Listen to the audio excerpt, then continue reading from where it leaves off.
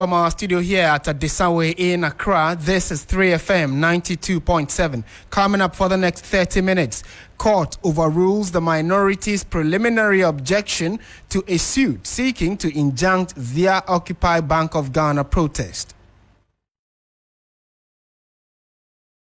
The court agreed that the injunction application filed by the Ghana Police Service is irregular. The court says what they did was wrong. We have details of that particular story, which is still developing for you in a jiffy. Also, the minority is to meet the Ghana Police Service again ahead of the planned protest. The police administration has suspended its interdiction of 3 officers allegedly involved in a leaked audio tape. Details as the tape saga takes a new twist. And later in the bulletin, African swine fever detected in the Kwewu West municipality of the Eastern region. And that's a health concern we'll be delving into. Be a part of the show. Be happy to hear from you. It is Midday News on 3FM 92.7. Details in a jiffy.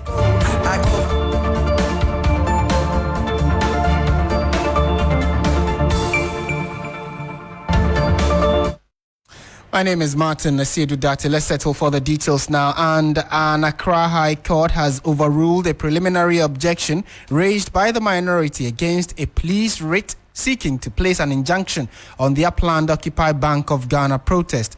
The court, however, held that an injunction filed by the police service is irregular and wrong. The minority suspended its planned protest, which was initially slated for September 5, after the police filed an injunction against it and asked the group to change the proposed routes. Lawyer for the minority had raised preliminary legal objections against the Greater Accra Regional Police Command's injunction application.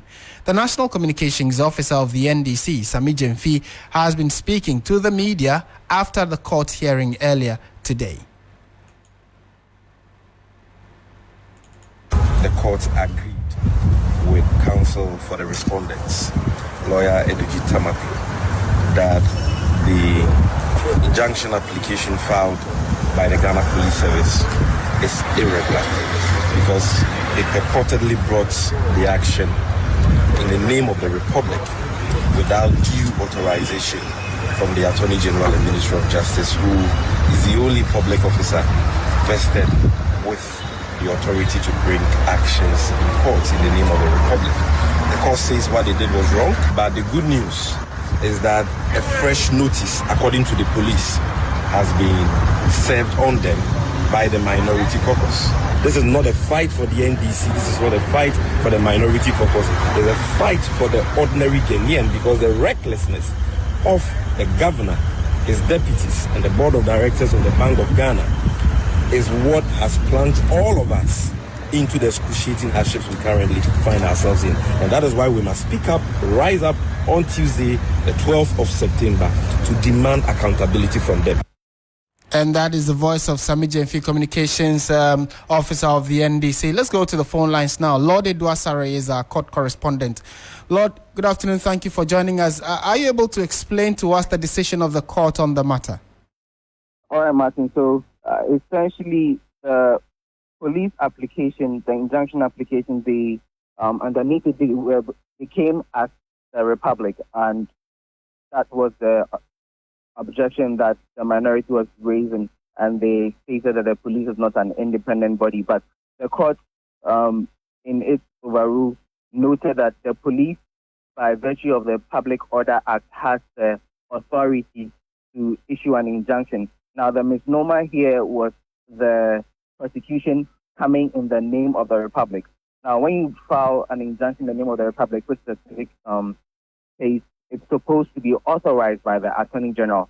But if the police had come in its own name, such as the Ghana Police Service or the IGP, then it would have been accurate filing for the injunction. And so in this regard, the presiding judge, Justice Edward Trim, noted that he's not going to dismiss their injunction application simply because of a technicality, and so gave them 7 days to amend the application, meaning that they should change it from the Republic to the Ghana Police Service or in the name of the IGP to make it to let it hold.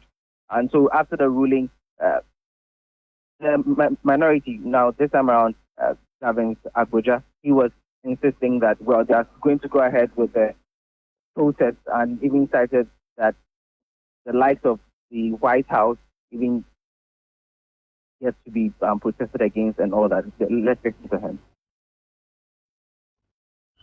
The claims about security concerns are totally far-fetched. These are members of parliament. It is not for nothing that we call them honorable. And let's be clear, we've drawn the line in the sand when it comes to this protest. We will protest and nothing will stop it. Well, exactly. You can even protest in front of White House today, and people do it on daily basis. Is the Bank of Ghana more secure? They require more security than the front of Flagstaff House, than the front of Parliament. And you heard Sami Jemfi and the government Kwame Agboja ending that report that was brought to us by my colleague Lord Edwasare from the courts.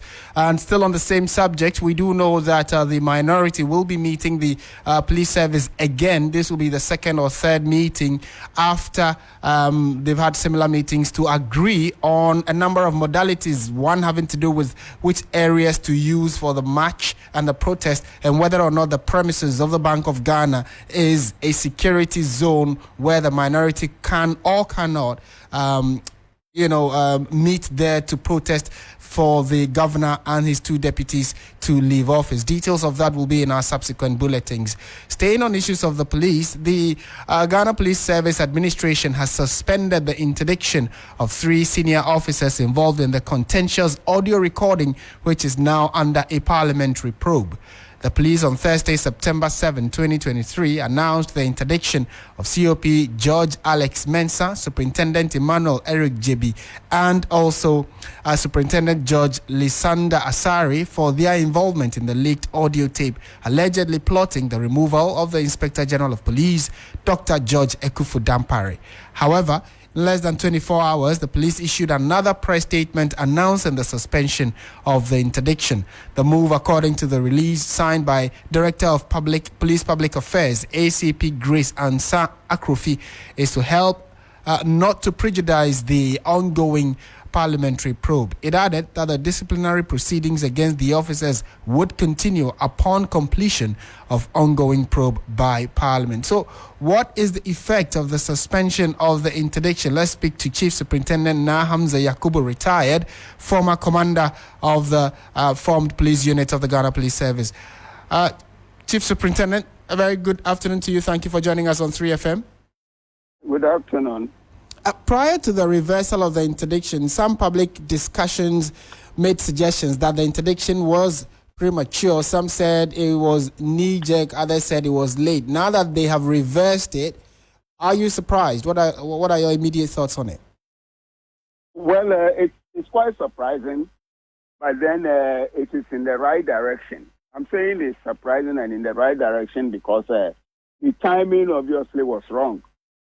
And the release initially saying that the police administration had interdicted them also to me looked a bit surprising because I was of the view that the Inspector General of Police, being himself a key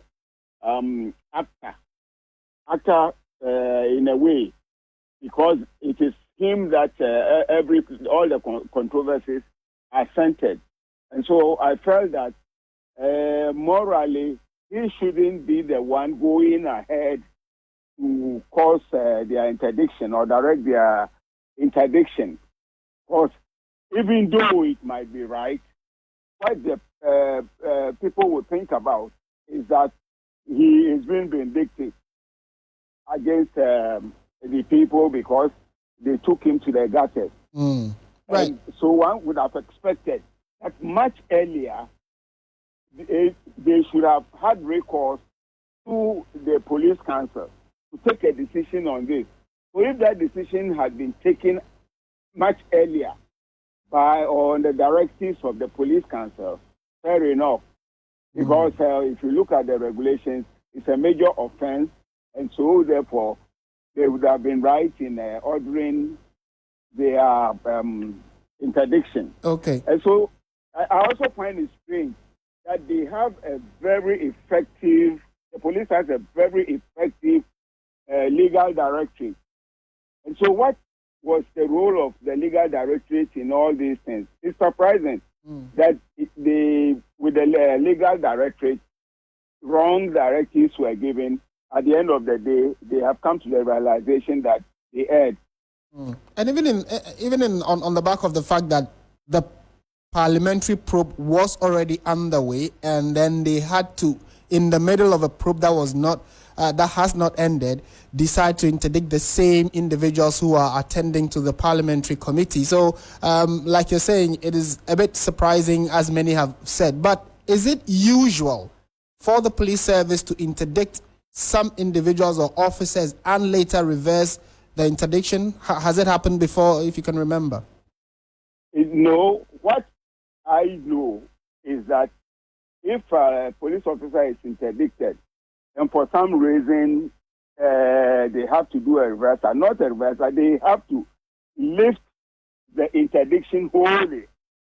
In that case, that person has nothing to do with regards to any interdiction. It's restored to the full command that that person has and the services that he's supposed to render. But this is the first time that I am hearing that an interdiction has been suspended. For me, the language there is even a little bit strange. Right. And then again, on the back of that, if they say they have... So in the initial suspension interdiction letter, they, for instance, gave indications that, one, they need to submit their firearms and their badges and some other police service items that were with them. Does the suspension of that interdiction mean that these items will not be returned in the interim and still stay with the officers, or they need to bring that, however, they are still serving officers? That is where the confusion lies mostly now.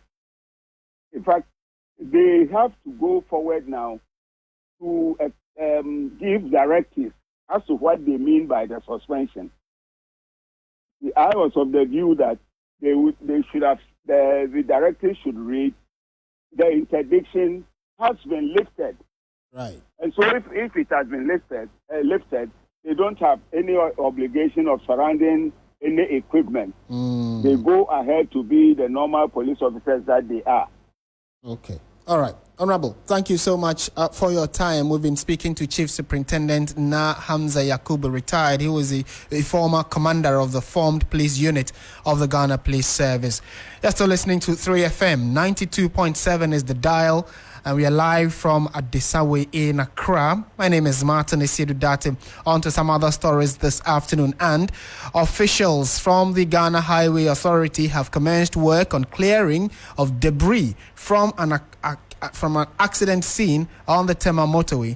A truck ran into one of the toll booths on the Tema motorway some 5 days ago. However, the debris remains uncollected, thus endangering motorists. The hashtag Fix the Country had been trending on social media, with citizens calling on government to address the safety concerns about the motorway.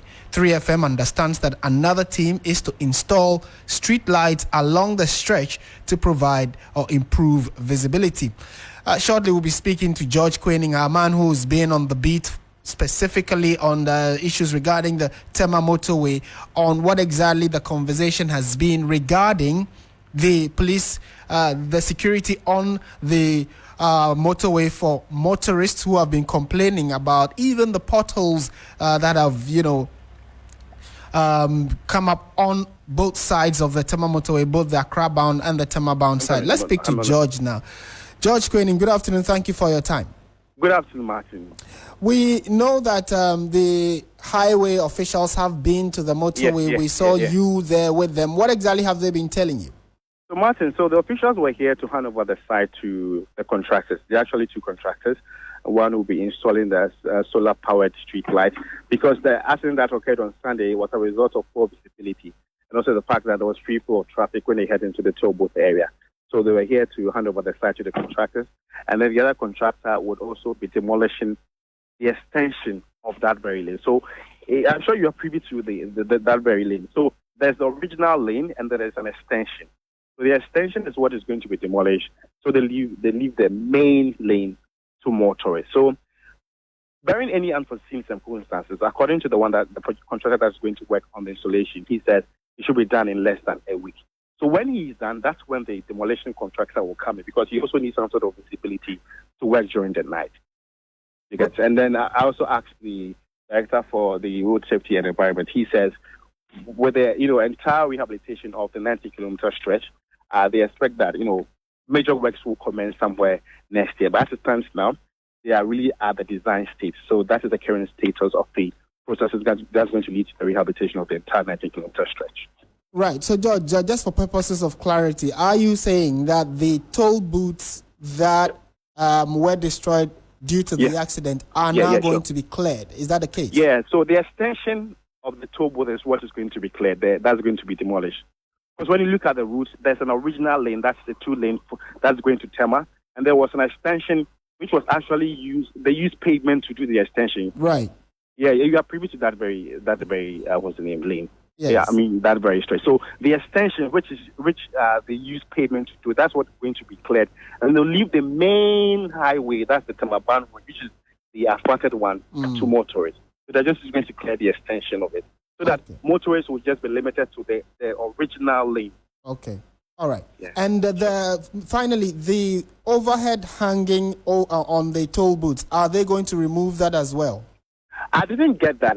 It's just going to be left. It's just that they are just going to work on the road. The boot will be there, but they're just going to clear the extension.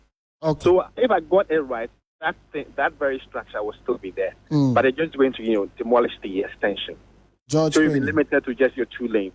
Okay, thank you. Sure. Definitely we'll get details of all this in the coming days, as he has also indicated that the 19-kilometer stretch, we are told, will be refurbished, or at least they'll be given some facelift. We do not know when exactly that will be, but from the Ghana Highway Authority, they say somewhere next year. And for those who've been following stories about the Tema motorway, the roads minister himself last year, 2022, said that before 2023, they were going to start serious work in expanding the Tema motorway into a 6-lane highway. As it stands, nothing has been done. But we'll just have to wait and see how all of this plays out in the coming days. Away from that, some 600 pigs affected by the African swine fever in the Kwahu West municipality of the eastern region have been killed. The move is precautionary against the spread of the disease in the area after a number of farms recorded cases. The highly contagious African swine fever was detected in the Kwahu West municipality 3 weeks ago among pigs and confirmed after some laboratory tests were done this week. Farmers have been hard hit by this current development, and some of them have been speaking to 3FM. Now, I don't know what to do. All what I'm trying to do is to wait. The doctors have been coming here, the vets are here, and the directors are here. So we are waiting for them to tell us the way forward. When you look at the pig industry in Ghana, we lack a lot of meat. So if I give up, it will be difficult. Right now, I can calculate that if I sell them if I sell each one for even 3,000 or 2,500, I have lost more than 2.5 or 2. And you heard a very, disturbed farmer sharing his thoughts on this outbreak of the African swine flu, which has affected some 600 pigs in the Kwahu West municipality of the eastern region. Officials of the Ghana Veterinary Service say they are making efforts to control the situation to prevent it from spreading. Dr. Mark Awusah is Kwahu West Veterinary Officer. We've recorded the African swine fever outbreak. In the district, now we are at Akwabwa Farms, and we've lost more than 500 pigs to the outbreak. The farmers, we are advising all of them to be patient and do not allow any new pig to come to your farm. Do not move your pigs. Do not sell the pigs within Kwahu West. We are organizing a seminar for the farmers. So we put them through all the do's and don'ts. The situation is under control. Consumers of pigs, the virus does not affect human beings. So consumers of pigs are safe.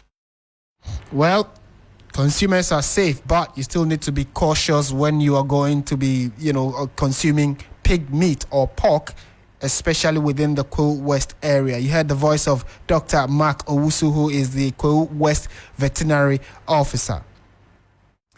From the eastern region, let's go to the western region now, where President Nana Addo Dankwa Akufo-Addo is to inaugurate the first oil from the Jubilee South area on the FPSO Kwame Nkrumah today. The Jubilee South area, which is a $1 billion joint venture investment received from the Jubilee partners, is expected to boost the Jubilee oil field production. Let's speak to Irama Smith now, who is in Takoradi and has joined us for a quick update on this. Irama, good afternoon. Good to talk to you. First of all, give us an idea what exactly is happening in the western region. Is it big pomp and pageantry, or this is just some small issue on the side? Hello, Martin. Yeah, so it is a big deal for those in the oil and gas sector. But within Takoradi itself, most people are not even aware of what is going on over here. Today, the president is at the Jubilee Fields, and I guess you know that he is pumping the first official oil from the newest addition to the Jubilee Fields family. And you know that already Ghana is producing 175,000 barrels a day of crude oil. This $1 billion investment by the partners will see to the production of 30,000 more barrels of oil per day by the end of this year. So it's really a big deal. And with the partners, I wonder if you'd be interested in the partners. You know, Tullow Oil, Cosmos Energy, DMPC is also a partner, Petro SA, Jubilee Oil Holdings, among others. Here, I'm currently at the Atlantic Hotel, Best Western Atlantic Hotel. And after the president is done at the Jubilee Fields, we'll fly over here. And then there'll be a commemorative luncheon here. So there's so much excitement. The pageantry is happening here at the Best Western Atlantic Hotel. And security is very tight. You see a lot of military men in military uniform and police as well. And of course, those who are in mosque. So briefly, this is what is happening around here. Right. So it clearly means that the president and the technical team are on the at the oil field, and after that, they'll come and brief the journalists who are gathered at the Best Western Hotel. Yes. That is.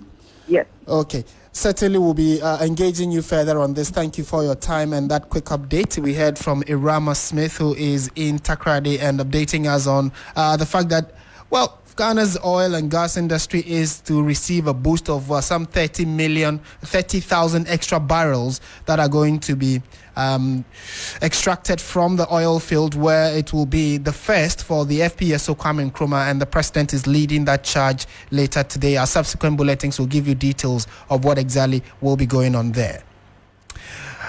On to some issues still regarding Ghana's economy, and cocoa farmers are calling for a 72.5% upward adjustment of the farm gate price of cocoa beans from 800 Ghana cedis to 1,380 cedis per bag for the next cocoa season. Ghana Cocoa Board announced that the 2023-2024 cocoa crop season will start from this week, Friday, the 8th of September 2023, as against the initial date of October 1, 2023. Ahead of the official announcement of the new farm gate price at Tema, we are told that the Ghana Civil Society Cocoa Platform is demanding an increase in the price of the commodity. Co-coordinator of the Ghana Civil Society Cocoa Platform, Obed Owusu Adai, has joined us on phone for a quick chat on this. Mr. Owusu Adai, good afternoon. Thank you for joining us. Hi, good afternoon for having me. To start with, you have time and again complained about the farm gate price of cocoa. For you, what would be acceptable? You're looking at an increment of 72.5%. Is that even realistic? Yes, that is very, very realistic, my brother. It is realistic in the light of what has happened in the country for the past 1 year. We've seen inflation going up. We've seen the cost of commodity, the cost of labor going up 100%. And let me give you a context. within the same communities that our farmers are producing cocoa, they are competing for labor with galamsey operations. The galamseyers are paying 250 Ghana cedis per day, whilst our farmers are only able to pay between 80 to 100. And your guess is as good as mine. Most of the laborers want to go to the galamsey site than to go to our farmers. So our farmers had to spend extra money to be able to get the cocoa that they got. In addition to that, there has been a considerable appreciation of the cocoa price on the international market. It has moved from $2,400 to a current $3,600. And so we think, looking at all these indicators, Cocoa Board should be able to at least increase the price between 70 to 75% for the farmer. How immediate is the transfer when it goes up or it appreciates on the global market? So you're talking about an appreciation of cocoa price on the commodities market. How immediate does that translate to what the farmer gets at the gate? Thank you very much for that question. And this question is opening a Pandora's box, because Ghana, we do what we call the future sales, meaning that the cocoa that we are about to get for 2023-2024 season, we have already sold it in the 2022-2023 season. And we have contracts with cocoa companies that we need to fulfill. So yes, it's not immediate. But what we are saying is, should that be the problem for the farmer? If the medium with which cocoa marketing company is selling cocoa in the international market is not working for us, then maybe it's about time we started looking at the manner and way we sell cocoa on the international market. What we know as farmers is that it's today that we are taking our cocoa beans to the cocoa shed. And so we expect that if today the price is at 3,600, then we should be getting something closer to that, and not the price that it was a year ago. So it is not immediate, but that should not affect how much we get at a farm gate price. Today. All right. And finally, have you already started engaging Cocoa Board, for instance, the government, and how have negotiations been? Yes. So on the PPRC, there are representatives of civil society on the PPRC, but we know that unfortunately for us, because farmers are not very well organized across the country, there isn't a lot of feedback from our representatives on the PPRC.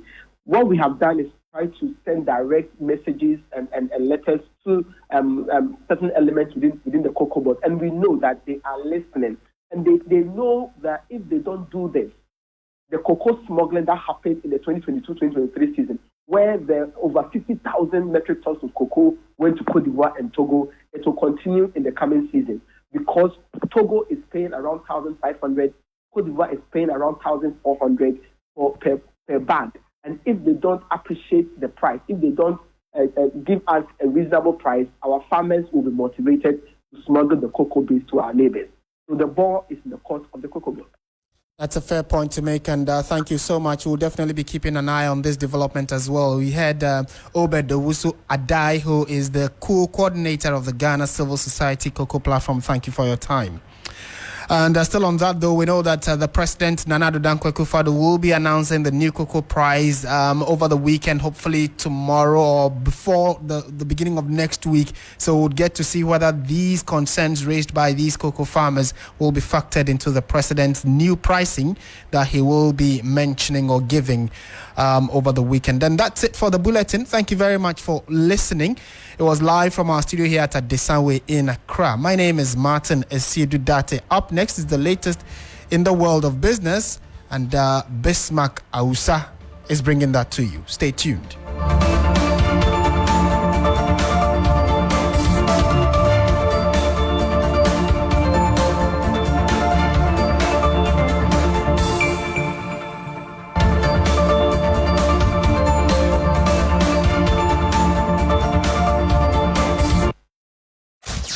Accra gets busy on this frequency. 92.7 3 FM.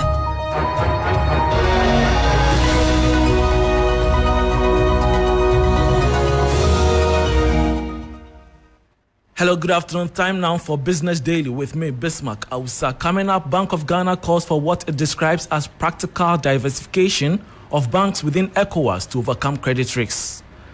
And government announces settlement of dollar-denominated domestic debt exchange program. These and many other stories coming up shortly. Do stay.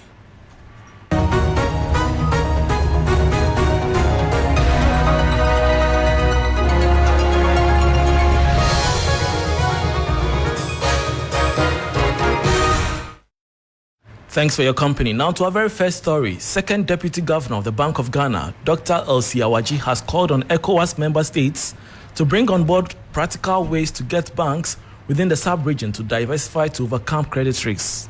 She underscored the need in adopting new perspectives when it comes to the financial oversight.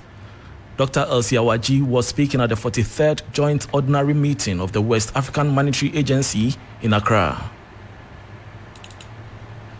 We've seen in many of our countries, banks are heavily invested in government securities. Ghana seems to be one of the very few countries that has also done a domestic debt restructuring. And so it's a bigger problem for the banks. Many countries where government has done debt restructuring, they normally would focus on the external debt restructuring. But given the level of debt and sustainability in Ghana, we definitely had to do a domestic debt restructuring as well. The implications are dire, and so we need to all wrap our minds around. And I do hope that this week, as you meet, you think of very practical ways in which you can get banks to begin to diversify away while they still have time. I think supervisors have to be very bold to get banks to understand that these instruments are not risk-free, and that there comes a time of reckoning. You heard there a Deputy Governor of the Bank of Ghana, Dr. Awusah. Moving on, government has announced the successful settlement of the Domestic Debt Exchange Program, DDEP, in respect of its US dollar-denominated bonds. This successful result is a significant achievement for the government as it pursues its macroeconomic stabilization policies under the IMF-supported post-COVID-19 program for economic growth. A statement from the Ministry of Finance said it explained that the settlement was made pursuant to the terms and conditions set forth in the exchange memorandum dated July 14, 2023. To some other story, the Association of Ghana Industries, AGI, has stressed the need for the government to use procurement as a means of driving industrialization locally. The Greater Accra Regional Chairman of AGI, Chonam Akpelo, believes that if government allocates significant quotas of all its purchases to indigenous manufacturers, the economy will receive a major boost. It is crucial that we take time and steps to understand and reorganize our procurement processes in order to ensure that they are not only efficient, but there's really, truly value for money. At the same time, procurement must be used to enhance local production and local manufacturing. In other jurisdictions, in more developed societies, you realize that procurements are used to promote local production. Most procurement in certain jurisdictions are reserved for only nationals and citizens. And we believe that procurement in Ghana can also be used to promote local businesses. There's nothing wrong to reserve 50% of every procurement activity for companies owned by Ghanaians. That way, you'll be able to help build capacity which is needed and also help to expand and create jobs which are lacking in our society. And that was Greater Accra Regional Chairman of the AGI, Chonam Akpelo. This is still Business Daily with me, Bismark, Awusah. To some other stories, players in the insurance space within the ECOWAS sub-region are set to experience standardization across board. This comes on the back of the adoption of a regulatory policy framework by the West African Monetary Initiative, WAMI. In an interview at the 6th College of Insurance Supervisors of WAMI, Acting Commissioner of Insurance at the National Insurance Commission, Michael Kofi Ando, says this new policy will ensure best practices and improve the contribution of GDP. Mainly, we are trying to harmonize and synchronize the supervision of insurance across the member countries and to learn from each other to improve it. And you would also realize that there are insurance companies that operate across the region. And it is important that the various countries have a common or similar framework for regulating it so that there will not be any arbitrage. It will be the same regulation from country to country so that we will all identify the critical issues, deal with them, and ensure that the insurance market is stable and safe. And that was Acting Commissioner of Insurance at the National Insurance Commission, Michael Kofi Andho. Now to our Special Friday feature. Ghanaian onion importers are still counting their losses resulting from the constraints in transporting the essential ingredients from the landlocked country. Through Business, Shadrach Isirifi in this special feature looks at the economic impact of the Niger situation on the importers.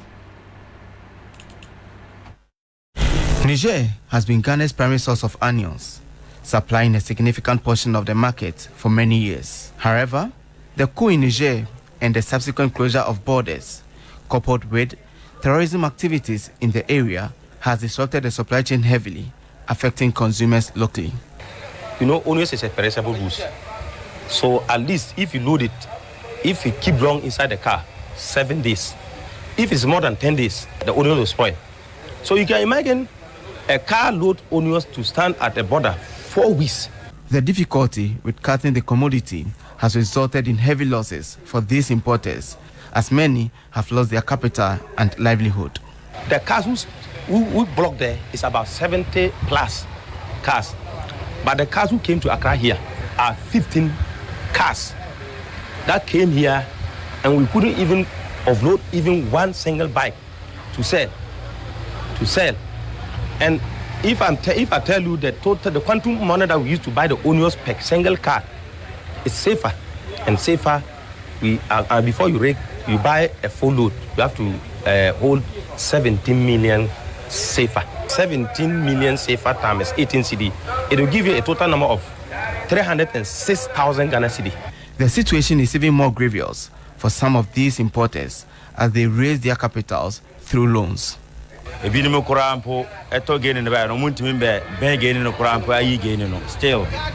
hospital. Make casano. And a baby no corampo, musicasa, Muntimen Ben, Accra, na Kumasi corampo. A few corampo, Amode, a better than a corampo, I said, Mam. The Corano Media Cajon, still now, a Ben, a made us a young team, Wana, Obito gain and my head, Nemasua, I mean, yet to me a third one a D. They warn that if nothing is done about the situation, prices of onions on the market may increase astronomically. A special Friday feature on the onion economy by my colleague Shadrach Isirifi, ending Business Daily with me, Bismark, Awusah. For more business stories, please log on to 3news.com. This has been Business Daily. Thanks for your company.